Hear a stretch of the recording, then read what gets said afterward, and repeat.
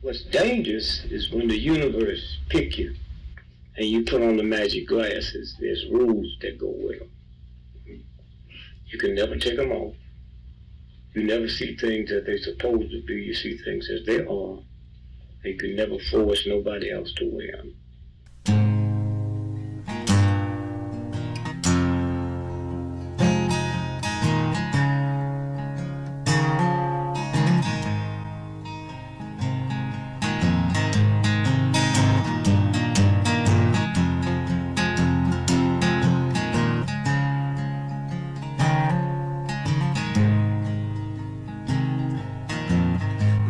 I think while I lie awake and contemplate tonight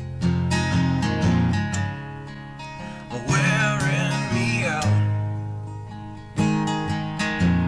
Well, maybe tomorrow the world will wake and get it right, but I have my doubts, yeah.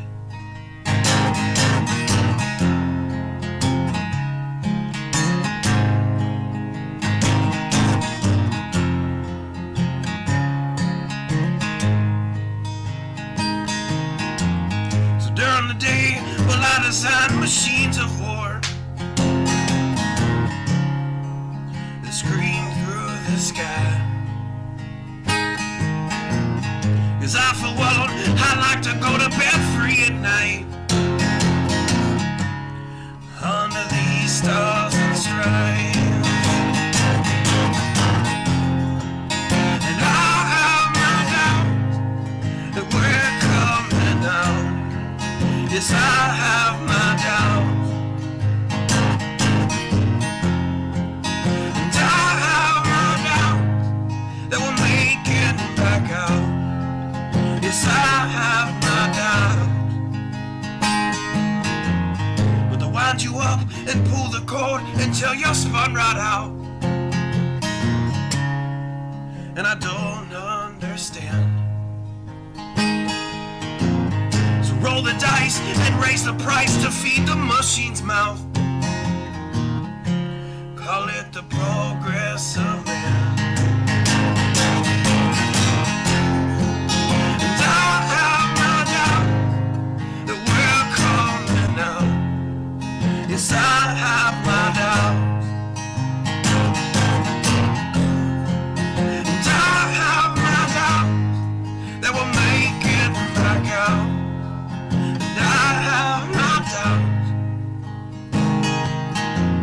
So I'll drink my stuff and raise some hell and shoot my guns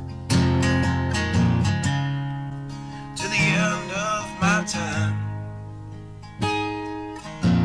You can have the booze and go to hell and take the guns,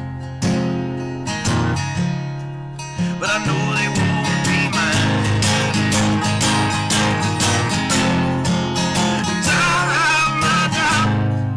That we're coming out. Yes, I have my doubts, and I have my doubts that we'll make it back up. Yes, I have my doubts.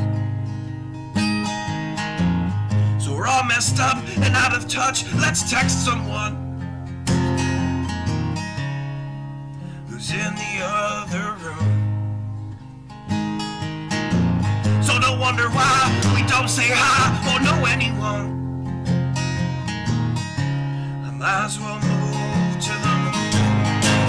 So maybe I'm wrong. Well, I hope that I'm wrong. So maybe I'm wrong. Well, I hope that I'm wrong.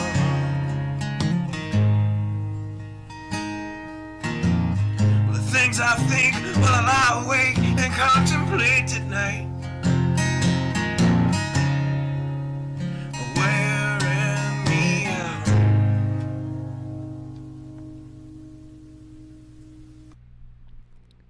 Good evening. Hope everyone is doing well. I enjoyed the time off, just kind of relaxing. I mean, I keep an eye on the news. I don't ever stop watching the news, but I think about it a little bit less. And in fact, sometimes I actually miss big things that are going on because I kind of, don't really focus on it. Anywho, man, I'll tell you what, that was an incredible time last Friday, and I urge folks to take part, join up, just listen. You don't have to take part as in the conversation unless you wish to.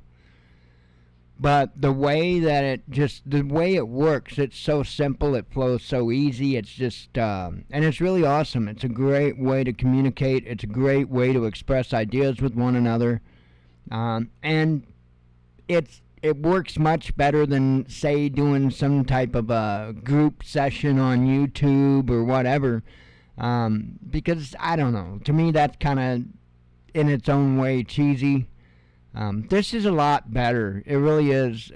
Even more so for those with the headsets, obviously, but even for folks that don't have the headsets, it works perfectly fine for. So I think it's going to work out really well. In fact, I set up a recurring schedule.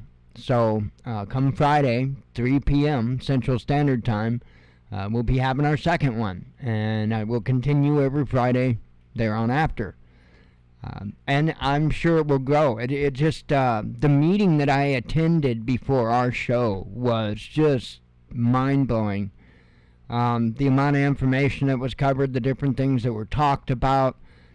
It was attended by, it was pretty full house. I know all of the seats, meaning all the 16 seats that people with VR headsets can take up in the meeting, they were all, throughout the entire meeting, they were all pretty well filled up. And then I left a little bit earlier than the meeting went on. I don't think by much, but yeah, it was really cool. And I also got to see, because I didn't know what would happen, you put in your meeting time, right? And I just put in an hour. And so I was kind of concerned that possibly at the end of that hour would have just chucked people out the door and shut the meeting down, but it didn't. So that is a good thing. Trying to think.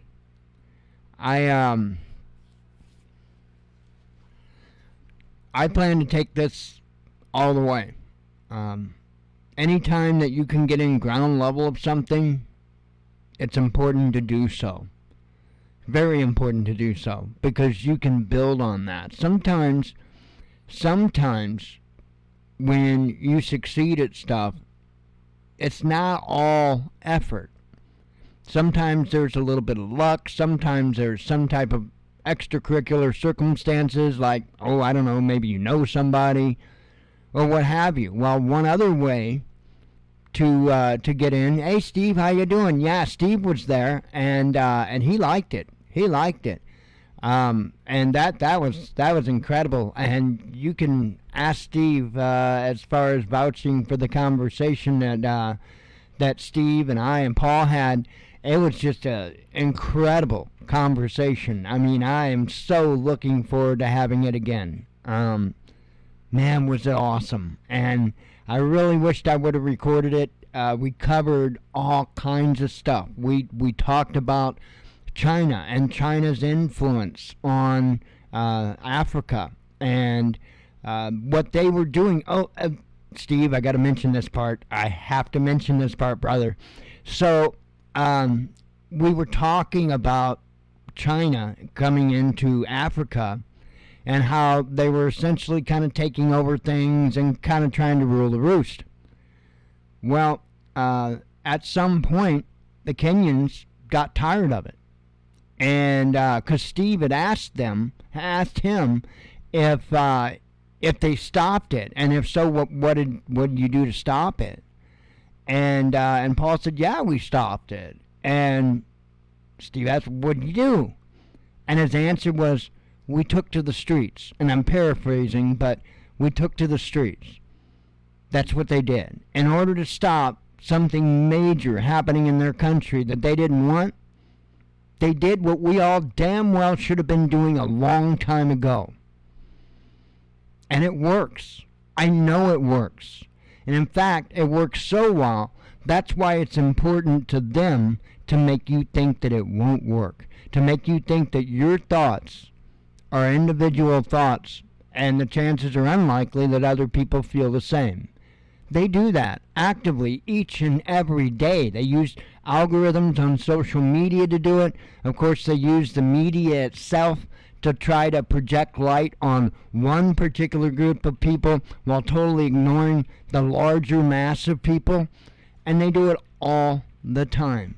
And so that the only way you can really get out there and let them know that you're not on board is to physically get out there and do it. And even then, folks, even then, especially with U.S. media, you're fighting one hell of an uphill battle. That was kind of a cool part too. He hadn't seen, meaning Paul hadn't seen the video clip of Farrakhan, Minister Farrakhan. One of my favorite video clips of all time, back during, I guess, around 2012-ish, something like that, during the period in time that Occupy Wall Street was going on. And you remember the whole bit with Hillary Clinton, you know, we came, we saw, he died, about Gaddafi? Remember that? Yeah, that's what this video clip is from. This was shortly after Gaddafi was killed, and it was Minister Farrakhan's response to that. And his response was more to the media and calling out the media for not doing their jobs properly. And Paul hadn't seen that video clip before, and I think he was rather energized by it. And anyway, it's just incredible. And I really hope he's there next week because, man, or I should say this week, because he is an incredible person to talk to. So I hope to see more of you there. I really do. It's super simple. I'll have links up. I'll put up another video again with the link and all of that. I'm actually going to go on the website. Hey, now I got a good purpose for the website, or something to put good purpose on the website. And I'm going to post this meeting stuff there as well. And I'm just going to take this as far as I can because, like I say, when you can get in on ground level of things, you can really make a splash. And I looked and I looked and I looked, and I hadn't seen anybody on any one of the meeting platforms or any of the VR platforms at all that was doing live broadcast news. And I'm not talking about news about VR headsets. I'm talking about news like we do here each and every day, Sunday through Thursday. So I'll be the first. I'll absolutely jump in and be the first. So we did it, and we're going to continue to do it, and I invite you to come along. It's, I'm telling you, AR, augmented reality, and VR, virtual reality, are both going to be a huge part of many people's futures, whether they realize it or not. It's going to be like a wristwatch. It's going to be like personal computers are to begin with. It's going to be just like that. And in fact, you're probably going to see a lot of computing really get miniaturized because a whole lot of people out there don't really need a super computer. Most people, they do their internet browsing, they talk to folks on social media, they might do some video conversations with folks and stuff like that, but usually, nothing that you need a supercomputer for. And just the ability with that Quest 2 headset, and that's nothing compared to the Quest Pro and the Quest 3 that's coming out. It in itself, that headset in itself can do some really amazing, cool stuff. I have to get a different keyboard because there's only certain keyboards that are compatible. And there's a keyboard, it's $40. God knows when I'll be able to afford it, but the Quest 2 headset has keyboard tracking. And if you got, like I say, there's only a handful of keyboards. There's not much. The cheapest one being $40. And it will track it. And it'll pick up my keyboard and think once in a while. It'll think it's the one I'm talking about. And so it will show that keyboard on my screen, and it's really cool because you are in a VR world. You are looking at a keyboard that's imposed onto your screen. You're not looking at the real keyboard. You're looking at one that's virtual. But yet, all the buttons and everything, it's really, really cool. So, and it does help out a lot. But you're going to see a lot of this, folks. You're going to see a lot of it. And it's going to hit the world by storm. It's kind of one of those things to where once in a while the popularity of items will depend on who puts them out. And with Apple coming out with their headset, ungodly $3,500, it's going to get a lot more people involved in virtual reality than there were before. Just because there's a lot of Apple people out there, and there's a lot of Apple people out there that's got to have everything Apple ever comes out with because, oh my God, it's Apple. I think it's nuts.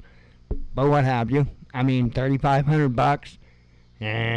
No thank you. You know, you can get one hell of a nice VR headset for way less than $3,500. So, you know, the cheaper line like I've got, like the Quest 2. The Quest 3 sounds like it's going to be incredible when it comes out. But the Quest Pro, that's going to be more expensive. And then you got your, I don't remember what they call them, but they're the expensive ones, like over $1,000. But you don't need all that. And I think you're going to see this technology really, really advance quickly. And I think, in fact, in many cases, you're going to see people not buying laptops anymore, not buying desktops anymore. Why? Because why would they want to? Why would they want to when they can put on a headset or put on a set of glasses and have everything that they did before, but yet be able to continue to do everything that they did before while they're going around doing other things? I literally, in my workrooms program, in my personal office, because you have a personal office, I can set that to pass-through. So that the cameras on the outside of my headset, which are only black and white, it's Quest 2, will show me the room, show me everything in the room. However, in front of me is my computer monitors. It's absolutely mind-blowing. And I could walk around the house and sit there and do stuff on my computer just by using my fingers and pinching and all that, you know, pointing and pinching and doing stuff like that. I could sit there and do computer work while I'm walking through the house. Technically, I could go outside and mow the grass and sit there and do computer work as I'm pushing the lawnmower and running over everything I'm not supposed to. I'm not encouraging people to live like that because I can't stand the people that can't put their damn phones down. However, it's not about me. I'm only one person and out of billions and billions of people on the planet, and there's going to be a lot of people that really run with this. So my advice would be, don't be like me in high school saying that anybody that wanted a computer in their house was an idiot. Don't be that guy. Be somebody with a little more open mind, because I think this is really gonna take people places.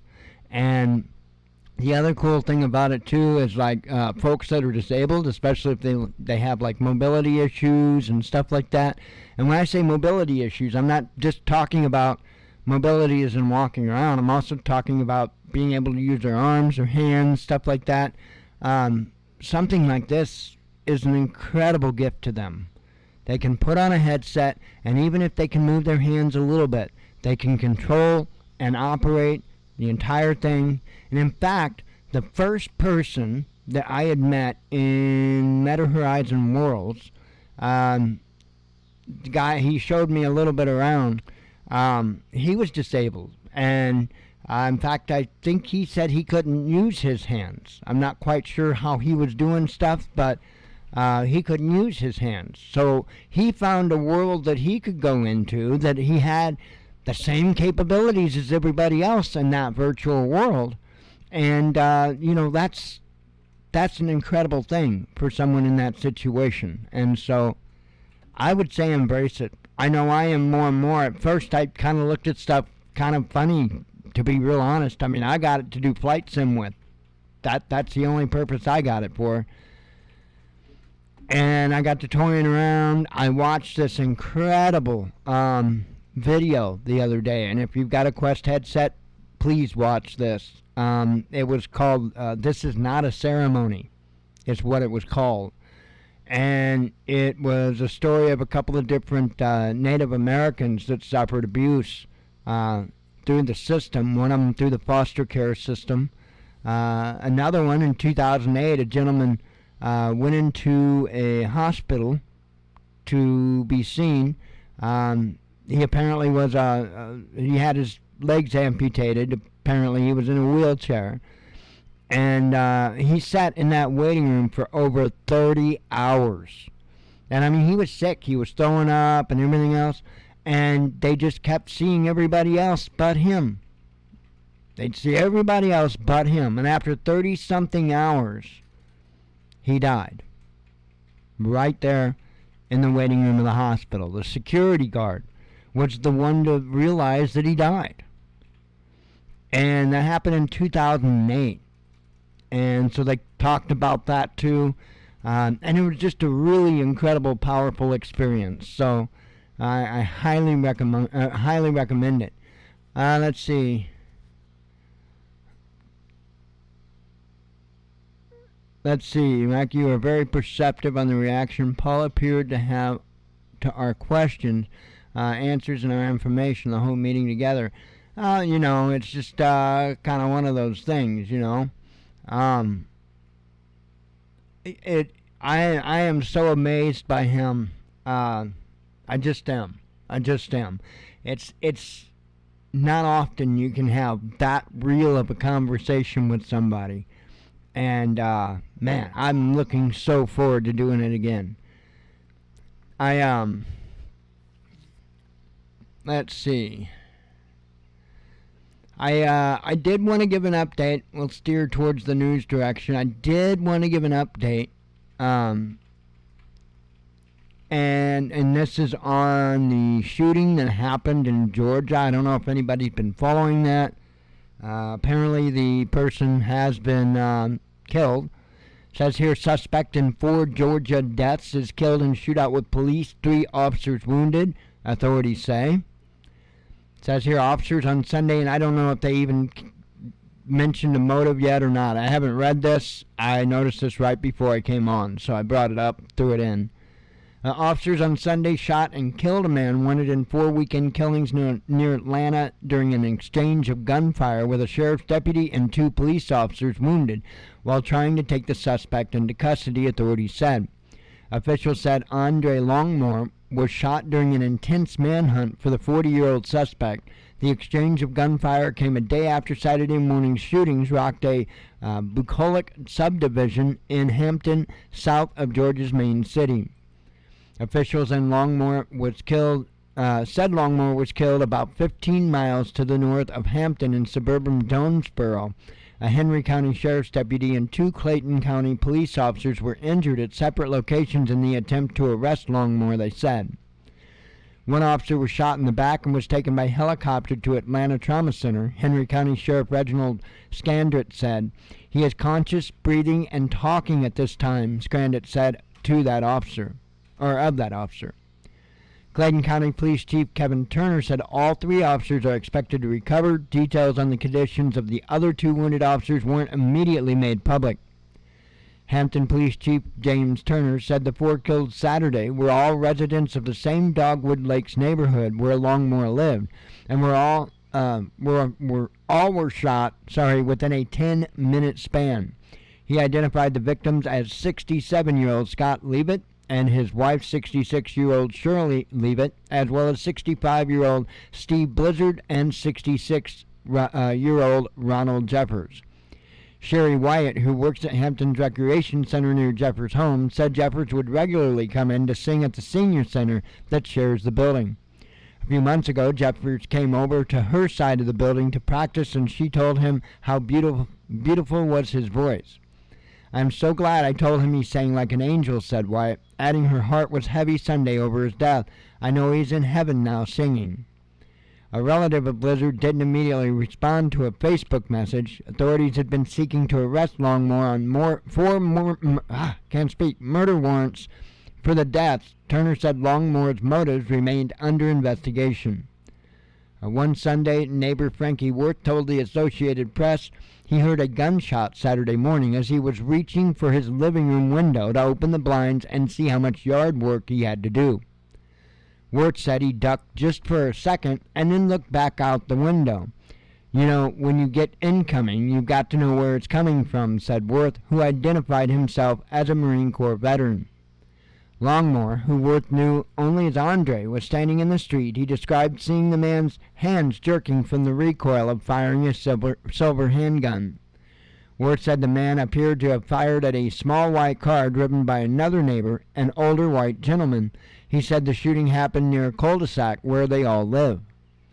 Worth said he first thought there'd been a road rage confrontation, but said the man moved deliberately. He didn't appear angry, upset, or agitated, Worth said. Worth said Longmore appeared to evaluate whether he needed to shoot again and then started walking casually towards the entrance to the subdivision, then at a brisk stride. Worth said he ran upstairs, watching Longmore disappear behind some trees as he called police.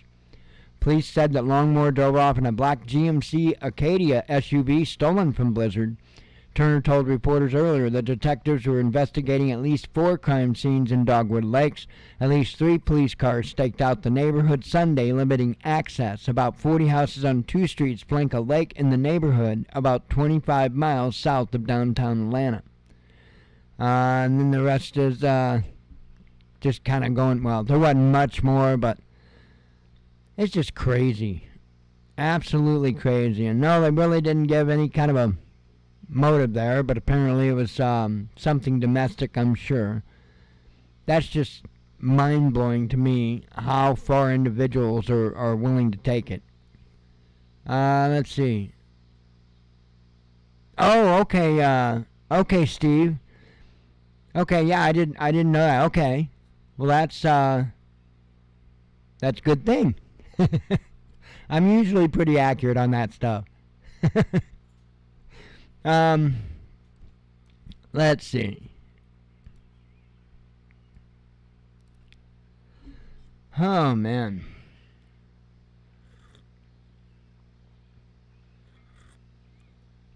It comes from years of being an observer. I should say a lifetime. Yikes. Reuters reporting devastation caused by heavy rain killed at least 39 people in South Korea. Wow.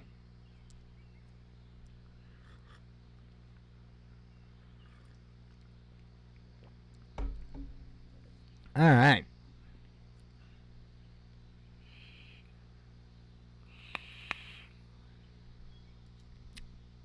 Oops. Wait a minute. We didn't cover that. What the hell are you doing? All right.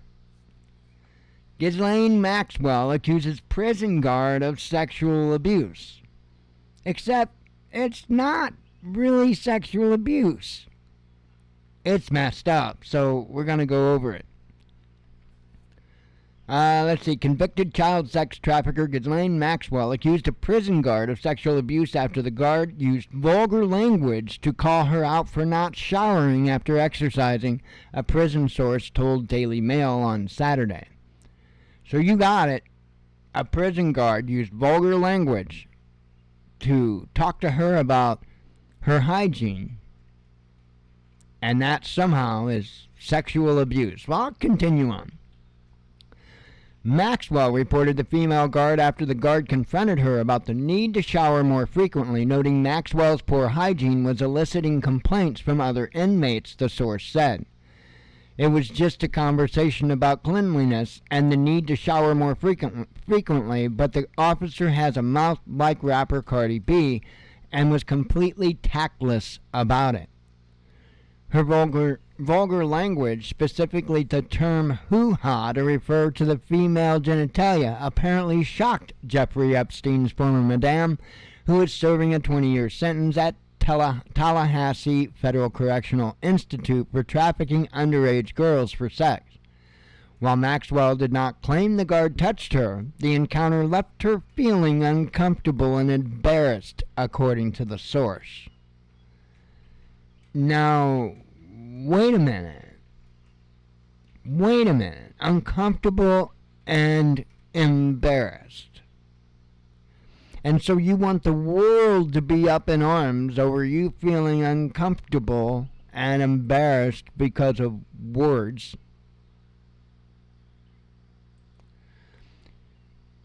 If you want us to give a damn about the breath that goes in and out of your body, I would suggest that you start giving us some names, since people in high places can't seem to turn the list over to anybody that would do something about it. Until then, you don't even want to know what I think they ought to do to you. You don't even want to know. Gosh, it's not a lot of stuff in the news that will get me really riled, but this will do it. So in my opinion, she shouldn't be breathing. Russian forces have knocked out 1/3 of Ukraine's Bradleys, says the media. Well, that didn't take very long. Yeah, I've read about Hexafus that apparently she complains about everything. The vaunted Bradley fighting vehicle, which was touted as you know what they ought to do? They ought to throw her ass in solitary in Gitmo. Like, throw her ass in Gitmo and forget she's down there. Then nobody can listen to her complain. Aww. The vaunted Bradley fighting vehicle, which was touted as a potential game changer when Washington agreed to give dozens of the machines to Ukraine earlier this year, has reportedly had trouble staying in action amid fierce resistance from Russian forces during Kiev's counteroffensive. At least 34 Bradleys have now been visually confirmed as having been abandoned, damaged, or destroyed, Business Insider reported on Saturday, citing open-source data from military research from Oryx. The U.S. has supplied as many as 109 BFVs to Ukraine, the outlet added, and they were first deployed on the battlefield in April. Most of the losses occurred during the early days of the counteroffensive, which began last month as Ukrainian forces tried to cross territory that was heavily mined by Russian troops, Business Insider said. The latest loss estimate was similar to that in a report on Saturday by the New York Times, which said Ukraine's NATO-trained 47th Mechanized Brigade had lost 30% of its Bradleys in just 2 weeks. The BFV is a tracked and lightly armored vehicle with the capability to transport about 10 soldiers and mount weaponry such as 25mm cannon and a TOW anti-tank missile launcher. You know, I said it was foolish back when they did it. Many others said it was foolish back when they did it. Look. Our Bradleys, and even our tanks, aren't going to get them very far. And when they get the F-16s, that's not going to get them very far. I don't know what's really going on here. Anybody with any common sense knows the outcome. And that's if it's just left as it is as far as between Russia and quote-unquote Ukraine. Anybody with common sense knows. So what are we doing? I am joining the many others that have no damn clue. I have no idea what their intent is. because, a lot of people think that it's to, wear the Russians down and all that. Well, I can't really disagree with that. That, I'm sure that's definitely part of it. You got to remember, the thing that actually took out the USSR wasn't so much just to follow the USSR. It was that they were milked out of everything they had. I mean, they were brought down to nothing, and essentially an economic way. It wasn't even so militarily. It was economic, and it brought them down. And it should be a lesson for us. It's not, but it should be a lesson for us, because as they're sitting there talking about weighing Russia down, Russia, as a matter of fact, is bringing us down to bare bones. Look at all of the military equipment that we've sent over there. We no longer have, and we don't have replacements of. So, who's wearing down who? Here we are giving, I don't want to say good equipment, but we're giving equipment, and the reason I say that is because our troops over there in the sandbox, we're dealing with shit equipment. Absolute shit equipment. So I can't imagine that the equipment that's going over to Ukraine is going to be really any better.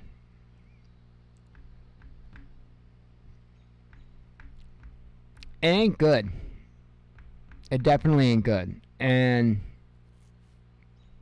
when we take our equipment and give it to people that aren't trained very well, just to get it taken right off the battlefield, it's literally a waste of our resources, a complete waste of our resources, and there is no way that it makes any sense. There's no angle from the United States side that it makes any sense. I think what it is that it makes sense from the Biden side and all their inside deals. I think that if anything, if any of the conspiracies hold weight,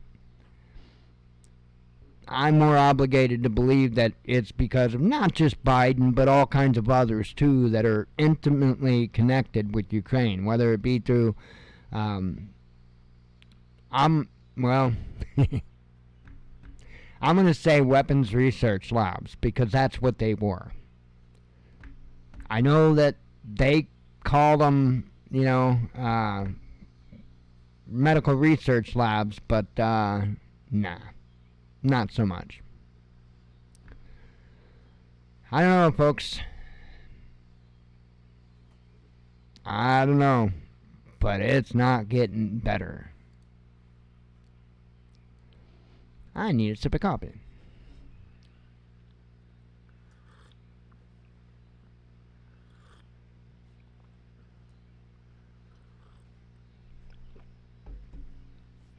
Alright.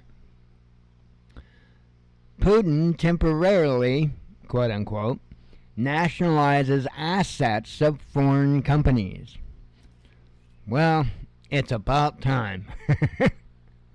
I mean, look at all the damn sanctions and everything else that's been going on to them. They've got wealthy people in Russia that's lost their freaking yachts, and I mean, it's just unreal, right? And people that are in no way connected to the conflict, right? I'm sorry, but this is, just the same old. This is just turnabout. Russia has temporarily nationalized the assets of two major food and beer manufacturers, all foreign shares of Danone, Russia, Danone maybe, which is controlled by its French parent company, and Baltica breweries, I can't even say it, controlled by the Danish Carlsberg Group, have been handed over to Russian Federal Property Management Agency following a presidential decree. Both foreign giants recently announced plans to sell their businesses in Russia. Over 83 million Danone Russia shares owned by Produits Laitiers Frazest Europe, were transferred under state control, the decree published to the official government website on Sunday said. The decision also covered almost 100% of shares within Baltica Brewery's registered capital. So, I mean, it's just turnabout, in my opinion. Again, I'm not taking anybody's side on this, but I look at things and, you know, what's fair is fair. And, I mean, come on. Alright. I'm going to change up things a little bit.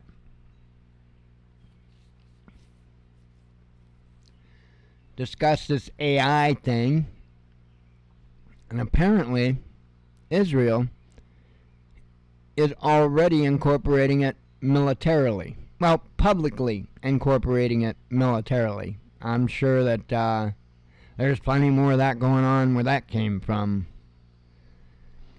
Here it says, Israel's military has reportedly been using artificial intelligence to accelerate its pinpointing of airstrike targets and handle logistics planning for subsequent raids amid rising tensions in the occupied Palestinian territories. The AI-based targeting system can speedily process vast amounts of data to prioritize and assign thousands of targets for both piloted aircraft and drones, Bloomberg reported on Sunday, citing Israeli military officials. The Israel Defense Forces also employs another AI program called Fire Factory, which can organize wartime logistics such as calculating munitions loads and proposing a schedule for each strike. The revelation comes after West Jerusalem ramped up airstrikes on the occupied West Bank in recent weeks, carrying out what is called a focused counterterrorism operation.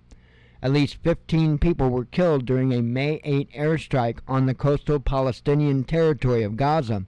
The IDF has also continued to strike targets in Syria, escalating tensions with arch-enemy Iran.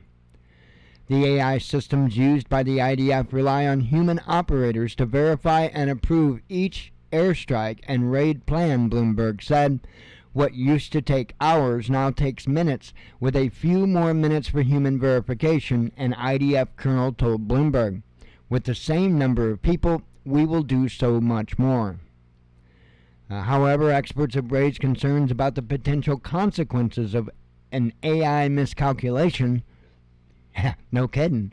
As well as the likelihood that humans will eventually be removed from the decision-making process as the technology develops. If there is an error in the AI's calculations and the AI is inexplicable, who do we blame for this error, said Ty Memran, a law professor and former military advisor at the Hebrew University of Jerusalem. You can destroy the whole family by mistakes. The IDF called the May 2021 conflict in Gaza the world's first AI war, based on its use of the technology to speed up analysis of intelligence on militants in the region.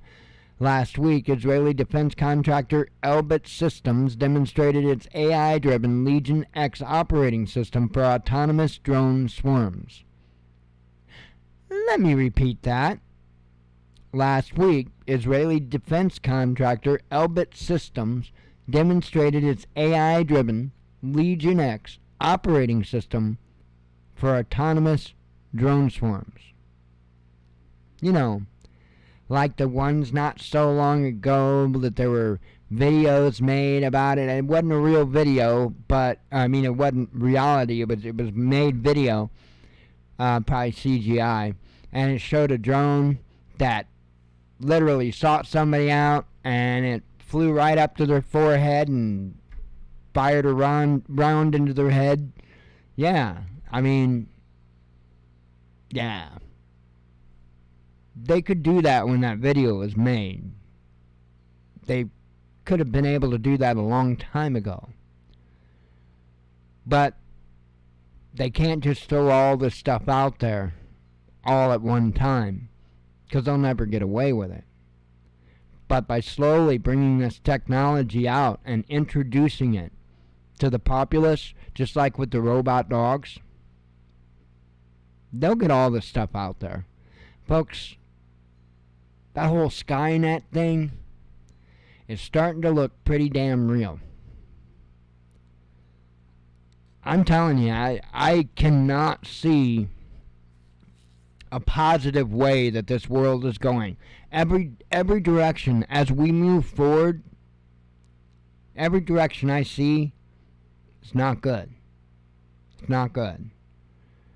If we aren't involved in some massive global conflict soon enough, we are going to be dealing with the conflict of government intrusion, government just absolutely taking over complete control. They are setting up for it. In fact, they've got pretty much everything in place for it now. Basically, it's a matter of just switching over systems. I think they're about to do it. And I kind of have a feeling, sneaky suspicion, that they know time is limited to make this happen. And I have a sneaky suspicion that they will see this through, at least a lot of it, before Biden's time is up. Because it doesn't take a whole lot of people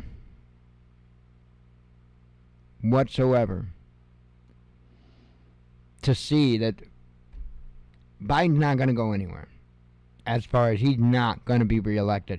If Biden got reelected, that would tell the world the truth. Undoubtedly. Right? Fool me once, fool me twice. Yeah. Doesn't look good.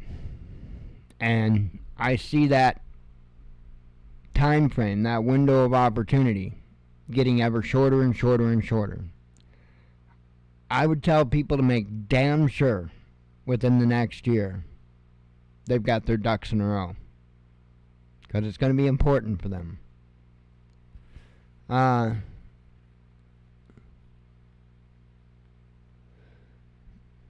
Not sure what you mean. Oh, I see. I see what you're saying, Steve. You were talking about the drones. Yeah, where's the Carrington event when you need one? Yeah, good question, Hexafoods. Hey, I'll tell you what, that sun's starting to wake up a little bit, so watch what you wish for. I'd rather not have the Carrington event. Not that one. No, not the Carrington event. I'm good with the cyber attack or even a physical attack on the grid to take it down. But I don't want a Carrington event. No, because that means none of my toys will work either. We'll be toilets, damn it. Yeah, that'd make life real rough. How are the driverless vehicles working out? I don't know. Why don't you ask any of the number of people that's been ran over by them? How are they doing, buddy? Oh, great. I'll be out of this body cast in about 8 months.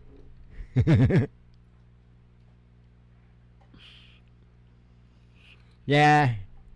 To me, that ain't a good idea.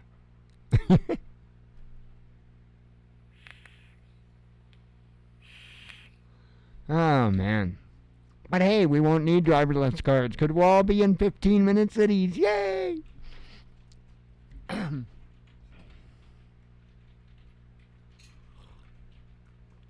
I mean, Lord knows that we all don't want to take more than 15 minutes to walk to the gas chamber. I mean, come on. That would be cruel and unusual punishment if we had to walk further than 15 minutes to the gas chamber. Wait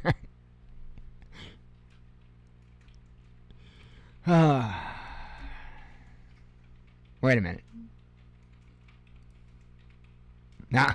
See, I went closing tabs and didn't read the next tab and all that. Alright. Let's see. You hope you're dead and gone before. I'm saying, Leo, because that's going to make life hell. No toys. Millions of jobs at risk from AI revolution, says a study, including mine, because they'll get rid of our asses and do the AI news, and you won't know a damn thing that's really going on. Anyway, the artificial intelligence, and by the way, that's not a joke. I'm sure that's on the agenda. The artificial intelligence revolution could jeopardize more than a quarter of the jobs in a 38-member organization for economic cooperation and development, the group warned in a report this week. Oh yeah, they already are AI in drones. Already. Yeah, it's been that way for a while. It's actually, I can say that I personally knew about AI and autonomous ability built into drones 2011 or 12. Either 2011 and 12 is when I can guarantee you that at that time they were working on it. So that's about all I can say, but I can guarantee it. Let's see. Jobs that could be replaced by AI make up 27% of the labor force in OECD countries, with Eastern European states most exposed to automation, the Paris-based organization said in its 2023 employment outlook.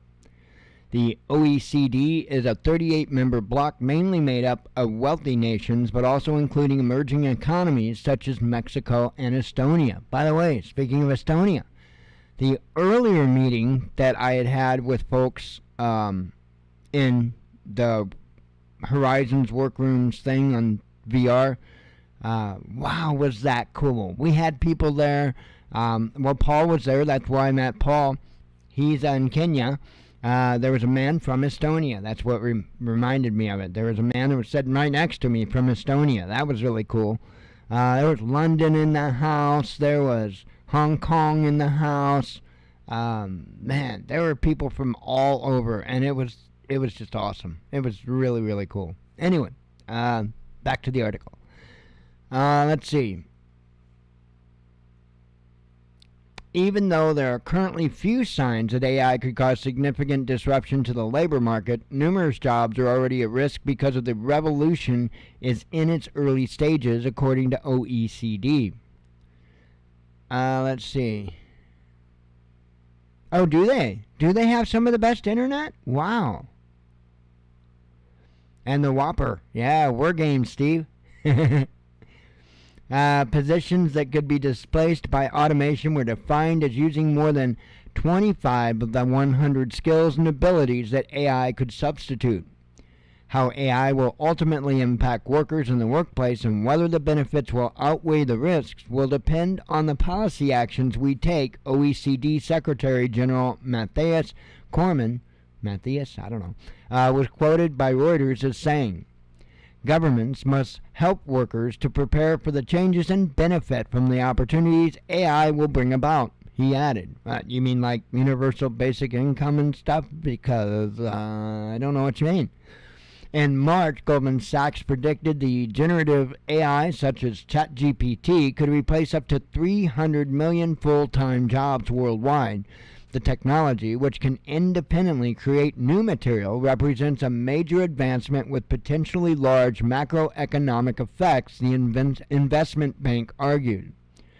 According to Goldman Sachs estimates, roughly two-thirds of jobs in the U.S. and Europe are exposed to some degree of AI automation, while generative AI could be used as a substitute for a quarter of current jobs. It's coming, and there ain't a damn thing gonna stop it. That's a fact. That is a fact. All right, let's see. Howdy, Kevin. Yeah, I hear you on the artificial intelligence not making sense. On a level, it makes sense to me, but I don't know. The thing that concerns me is it can do better than humans. It's certainly much faster than humans, and the thing that we probably need to most fear from AI is its logical thought process. See, there's not going to be any emotion in there. And as I talk about quite a bit about how much damage using emotion to make decisions can cause, at the same time, there are instances to where as humans, being humane, we have to have that. We have to have those emotions to make the proper decisions, because, not everything is necessarily cut and dry and black and white. And in some cases, a logical decision, again, wouldn't be the right move to make. And so that's kind of what concerns me the most, is its inability to add that humanity in its thought-making process, because it's not good. How many people would they say, AI would probably tell you to let the old people that need this and that for medical to keep themselves going. AI would probably tell you to let them go, because they were nothing but a drain on the resources and on the system and stuff like that. So you should probably just let them die. That would be an AI answer. Yet, that's not a humane answer, because there's no heart in there. So that's what concerns me more than anything about AI, is that its inability to be empathetic, I guess is the right word. And I know that they can program it to have empathy, but you're bad-mouthing me, AI. Oh, man. So this happened. I'm not really going to read into the story, but I just kind of wanted to point it out that there was an assassination plot against a lady with RT, the editor-in-chief, as a matter of fact. And the only reason I want to bring it up is because I catch a lot of flack for using RT as a news source. Well, there's a lot of people that want him dead for telling the truth. Plain and simple. I use RT because overall, they're the most accurate, they're the most honest, and I just stay away from their opinion pieces. I point out any articles I do cover that clearly are just filled with propaganda. I always make sure to point it out, because I don't want to propagandize you, and I don't want anybody else to do it either. But sometimes, like I say, you have to read the propaganda and know what's being said in order to know what's going on, because you kind of have to know both sides.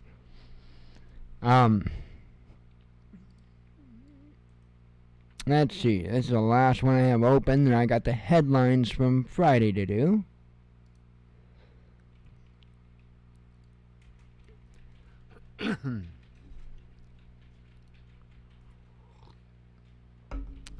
Coffee, and nicotine.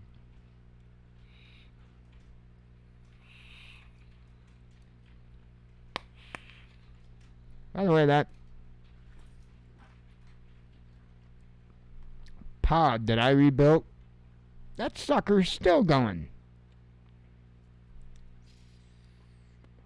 Which is longer than what the pod initially lasted new.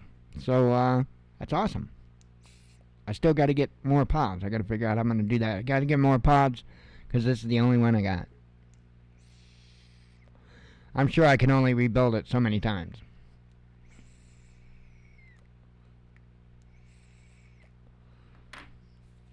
Alright.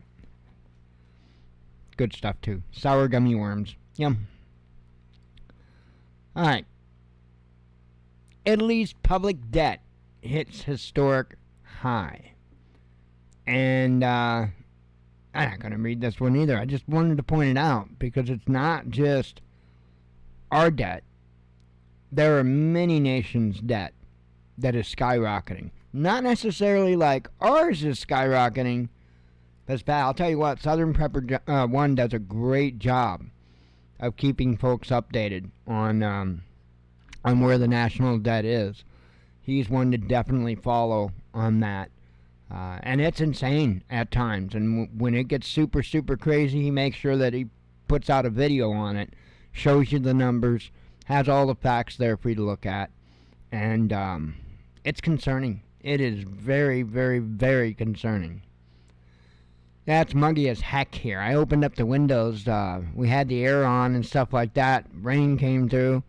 I checked outside, and the humidity was gone. And I mean, it just felt so cool and so nice outside. So I went ahead and opened the windows back up because I'd rather the windows be open. I opened the windows back up, turned the fan on, and I'll be damned if the sun didn't come out, and it just got muggy as hell. So it's starting to kind of chill out now that the sun's down, but got a little steamy there for a bit. Well, let's see, Book of Ezekiel. It talks about knowledge increased in the latter days. Absolutely, Kevin. Absolutely. Yup.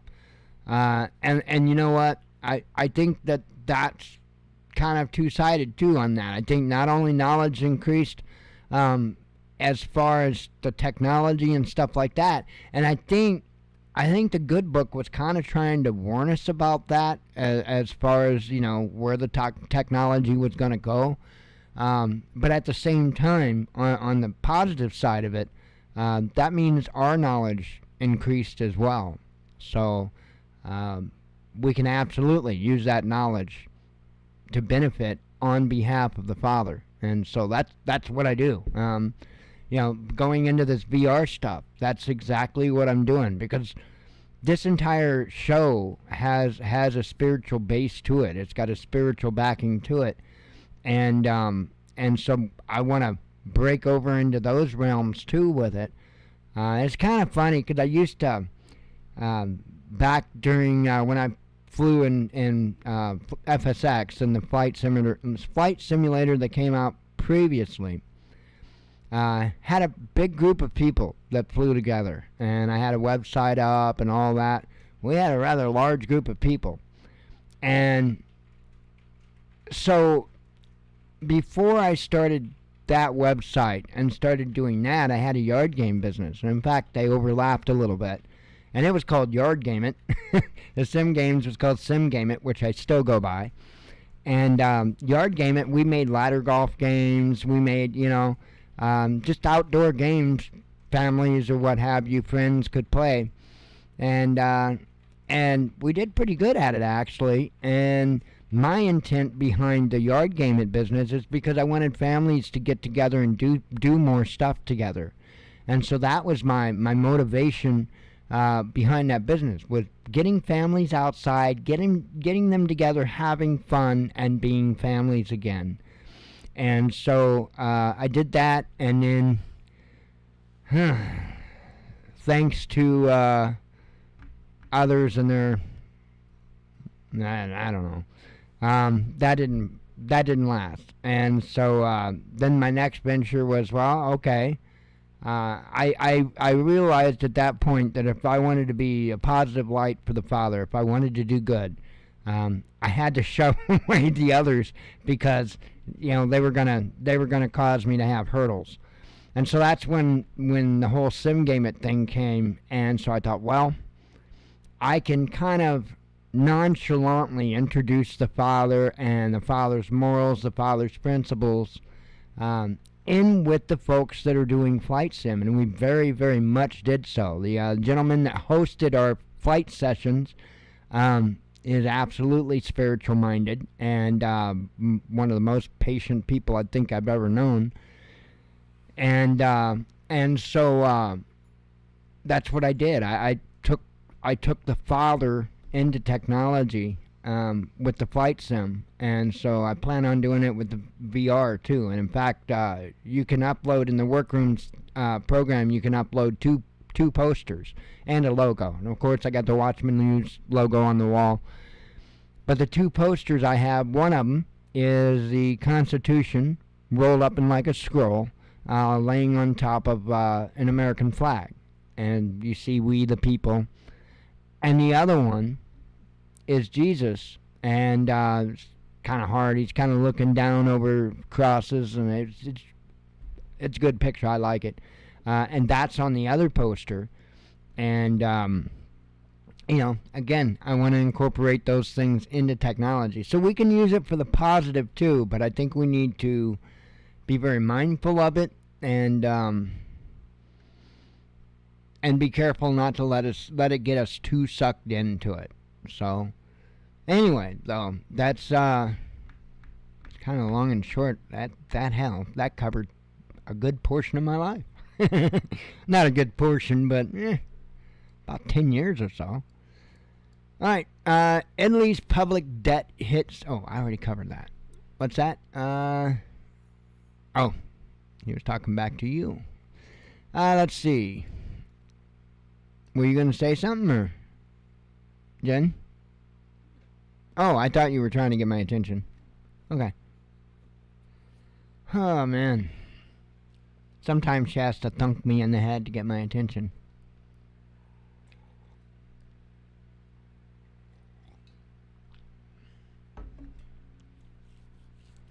Alright. Let's see here. News starting from Friday. Steve already heard Friday's news. Texas sued over TikTok ban. NATO can't exist without an enemy, says Russian diplomat. Boris Johnson forgets iPhone passcode, says The Times. It seems funny how they can break into those phones for some people, and while others, they just can't do it. Turkey leapfrogs Russia's top ally in key import table. NATO is the real troublemaker, says China. I concur. U.S. could stop Ukraine conflict instantly, says Hungary. Well, yeah, just stop giving them money and equipment. IEA trims oil demand outlook. Russia moves toward banning sex changes. Russia enters China's top 5 trading partners. Russia disputes UN claim on North Korean missile. Corporate bankruptcies soar in Japan. U.S. considered withdrawing NATO invitation to Ukraine, says Washington Post. Ukraine to celebrate Christmas twice in 2023. Ukrainian shelling attack kills elderly woman in Russia, says governor. Germany adopts first ever China strategy. Oh, this is, there are some things that I was accused of wearing a tinfoil hat that was a bit too tight for a very, very long time. And here's one that goes back probably sometime in between 20 and 30 years. Artificial sweetener can, quote-unquote, possibly cause cancer, says the World Health Organization. Again, sometime between 20 and 30 years ago, I was warning people of this. A tiny nation demands extra compensation from U.S. over nuclear tests. Kremlin comments on Putin's participation in BRICS summit. Transgender cyclists banned from competing as women. U.S. budget deficit nearly triples, says Treasury. See, that's insane. One dead in accident at world's biggest uranium enrichment plant. Swedish police grant permission for Bible-burning protest. NATO summit is summit of death, says Russian youth movements.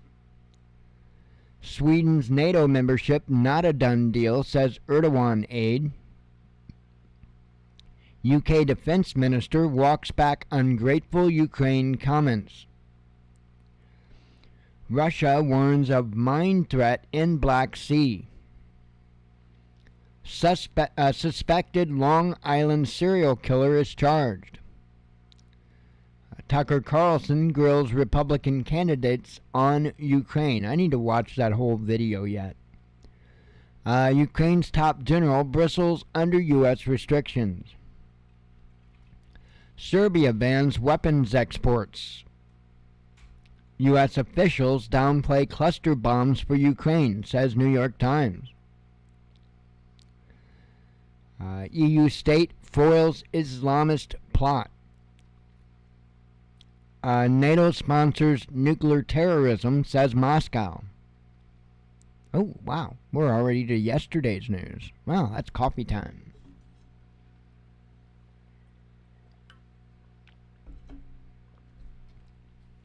That contract, I mean, I do not want to violate the contract.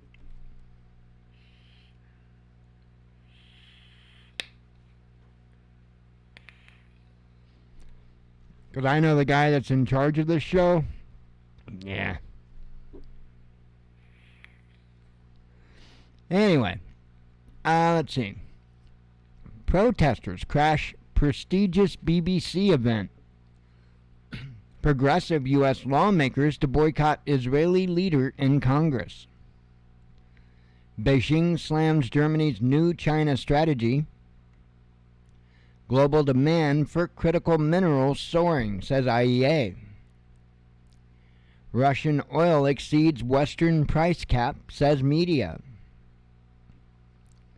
A UK depot supplying missiles to Ukraine goes on strike, says media. Kennedy accuses Biden of preparing for war with Russia. Well, duh. EU divided over profiting from Russian assets, says Bloomberg. U.S. delaying approval of F-16 training for Ukraine, says Politico. See all this back and it's nuts. Global debt hit record high last year, says UN. And by the way, we're going to hear in within a month how they were already training them on the F-16. That's pretty much how it's all gone so far. Italian business lobby hails wine sales in Russia. Ukrainian plot to assassinate RT editor-in-chief thwarted, says FSB. Foreign media tried to disrupt draft campaign in Russia, says Ministry of Defense. The mineral wars. Yeah. I'll tell you what. I don't know what's going to happen here soon enough with when it comes to the natural resources, because there's a lot of natural resources we don't have that we need. And things are going to get a little crazy. That's for sure. Let's see. No fertilizer exported from Russia under grain deal, says media. Treason is worse than death.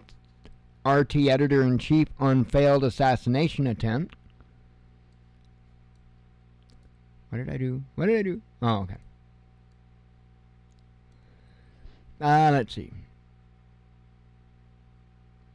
U.S. banking sector on brink of seismic shift, says experts.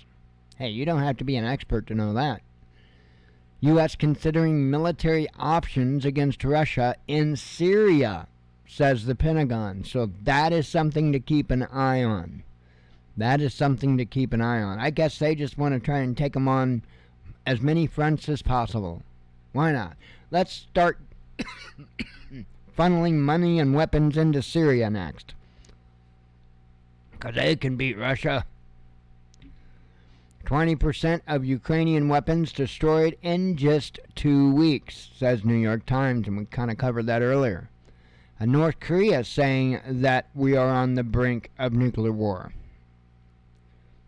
Little Kim getting all excited. Senators move to require release of U.S. government UFO records. Hunter Biden threatens Trump with legal trouble. Because we all know that you can't face legal trouble. Russia-Ukraine conflict at a stalemate, says Pentagon official. I don't know that I would call that a stalemate. I think I would call that Russia whooping Ukraine's ass. Not a stalemate. France and India pool efforts to reach peace in Ukraine, says Le Monde. Ex-Russian president tells Boris Johnson to sign into mental hospital. Hey, I could get behind that.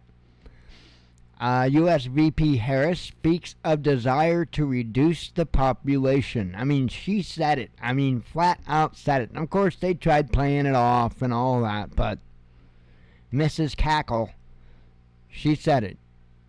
Putin discusses grain deal with South African president. Israeli PM rushed to the hospital after fainting, says media. UK's Wallace confirms departure from politics. Crimea invasion would kill 200,000 Ukrainian soldiers, says ex-Zelensky aide.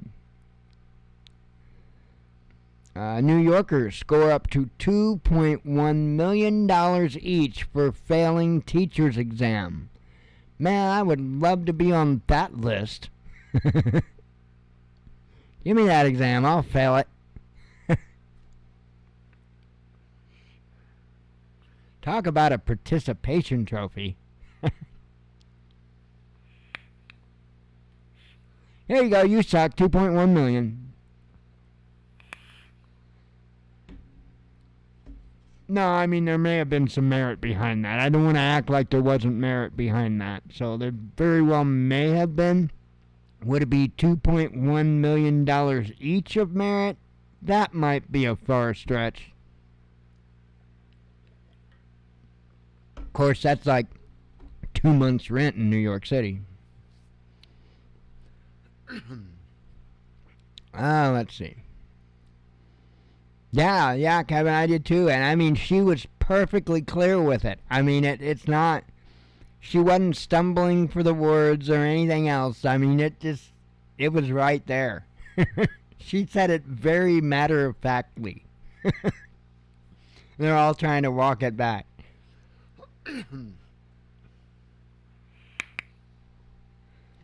Now we know why they kept her hidden. Russian experts issue collective rebuke to call for preemptive nuclear strike.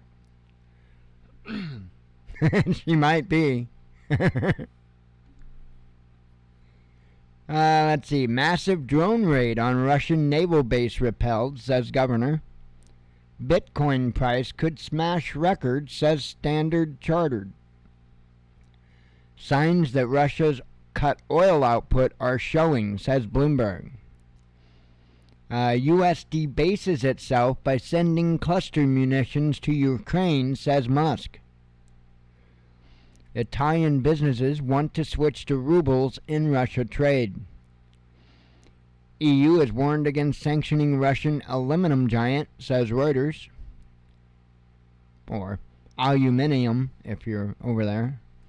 Moscow shares details of failed Ukrainian terrorist attack on Sevastopol. I know I don't say that right. Millions of jobs. Oh, cover that one. It's Russia's fault. I love this. It's Russia's fault the Germans can't afford vacations, says Berlin.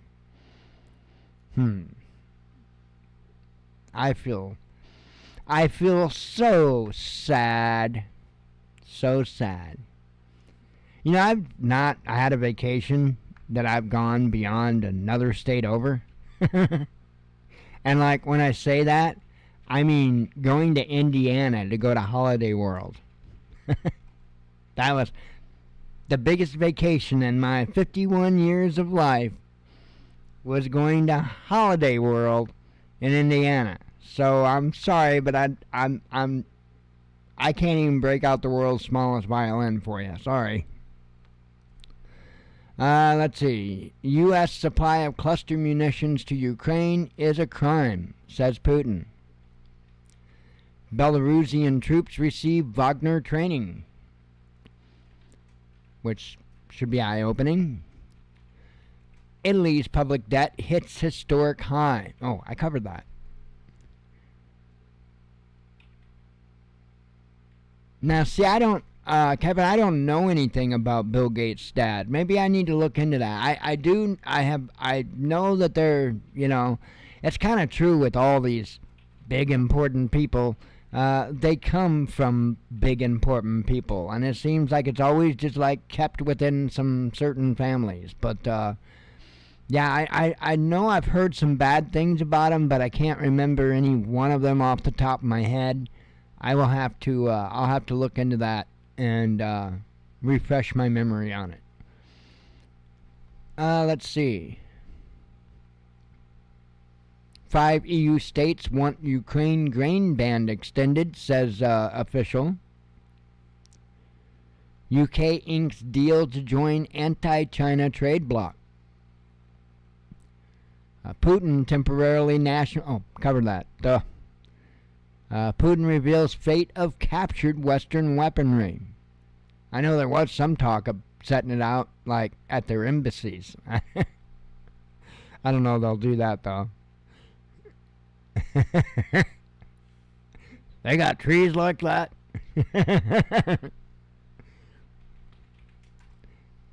Go around to people's houses and planting the crap apple trees.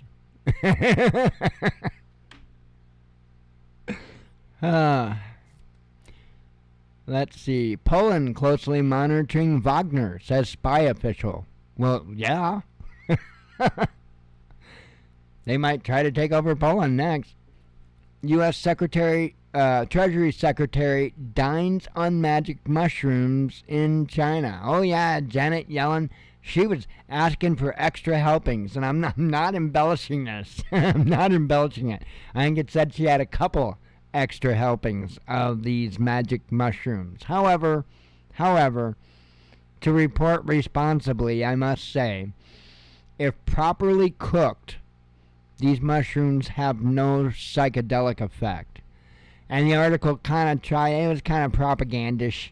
You know, the article kind of made it sound like, if you messed up on the preparation of these things, they would still have some hallucinogenic effects and blah, blah. Look, I don't think that old white-haired Janet Helen went over there and took the equivalent of 3 green window paint or whatever it was from back in the day. I doubt it.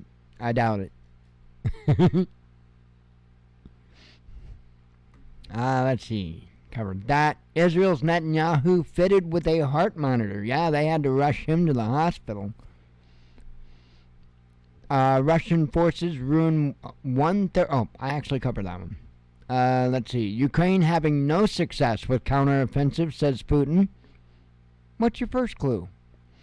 Identity of Jack the Ripper revealed, says researcher. Wasn't me. U.S. sees India as indispensable partner, says Treasury Chief. White House rejects cluster bomb criticism. Let's see, covered those. Trump outlines 24-hour Ukraine peace plan. Well, we just go in, we nuke Ukraine, and it's over. It's over.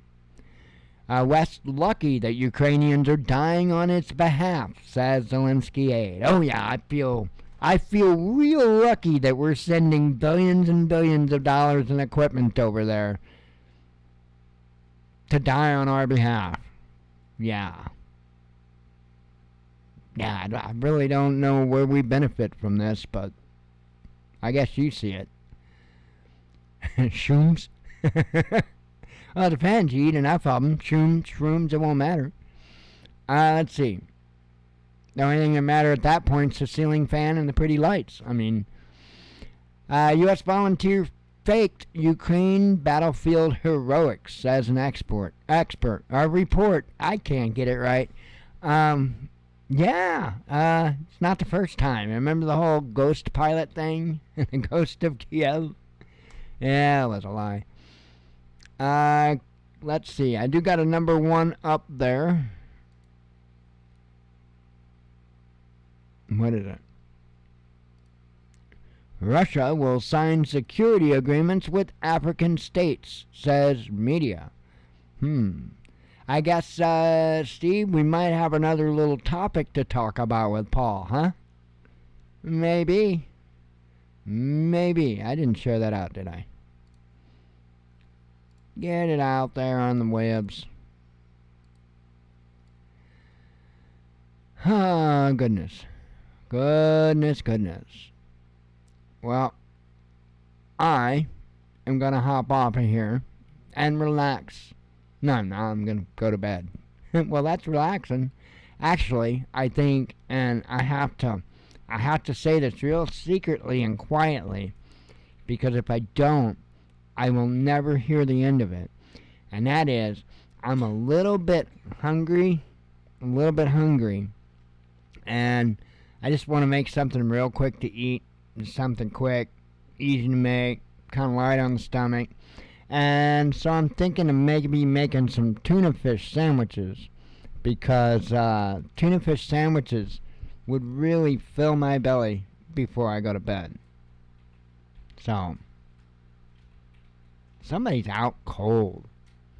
Completely out cold, because I'm telling you now, even if she wouldn't be moving, because sometimes when you talk about this stuff, she won't move a muscle, but it never fails. Those eyes will dart around, and that tail will twitch. She is out like a light until she hears me getting out the tuna can. Then she'll be awake, I guarantee it. Anyway, I am out of here. I appreciate y'all coming. God willing, we'll be back tomorrow for some more nonsense. I hope to see you then. As always, God bless you. We love you. Be one with your spirit. And shalom. Yeah, it's, I forget. It's Starkist or whatever. It's the wild tuna. So, albacore tuna, I think it's that. Anyway, I am out of here. Hope y'all have a good one. Shalom.